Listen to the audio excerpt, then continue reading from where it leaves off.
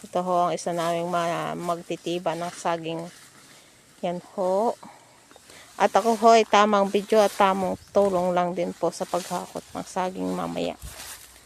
Yan. Nakikita niyo po ba yan? Yun na, titibain ho.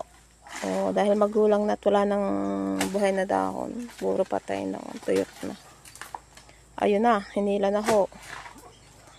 Yan na po. Oh, ganyan lang po ang tamang pagputol ng saging kapag gusto nyo hong magtiba. Ayun, nakuha na ang bunga.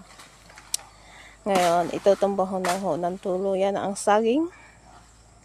Makikita nyo may kapatid ko. Natatabunan ho ng dahon ng saging ang aking mahal na kapatid. Kita nyo ho. Yan ho. Kita nyo ho yan. Yung mataba na yan, na kasing tulad kung kasing taba ko din. Mga healthy po kami. Yan. Ay. Yun lang po yung saging na kinuha. Maliit na buwig pero malaking tulong na po sa pagbenta. Yan ho, ang palayan na kailangan. Yan ho, ang palayan. Wala na po, puro damo na ho. Maghahanap po kami ng aking mahal na kapatid ng saging. Totoy! Tingin ka muna dito, mahal kong kapatid. Mahal na kapatid. Ay, maglinis-linis din ng saging. Hindi lang tiba ng tiba. Ay, nampakay ko. Sasabihin. Akitin sa taas, sabihin. Ay, dali na yan. Doon may atibayin ako.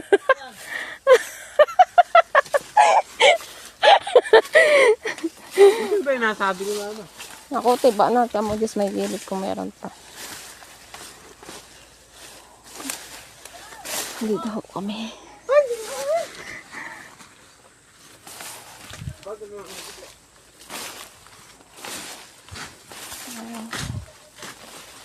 Hanap kami ng saging. May bunga ba yan? Parang wala naman bunga yan eh. Pakagubat. Ayun, may nakita siyang saging. Oh. Yan po yung tubigan. Tubigan ho talaga yan. Tubigan. No, may balinghoy ko dito. May laman kaya itong balinghoy na to. Yan. Yung pa lang ho yung aming nalilinisan. Yung kabilang side na yun. Ito ho, hindi pa. Third batch. Nasa second batch pa lang po kami.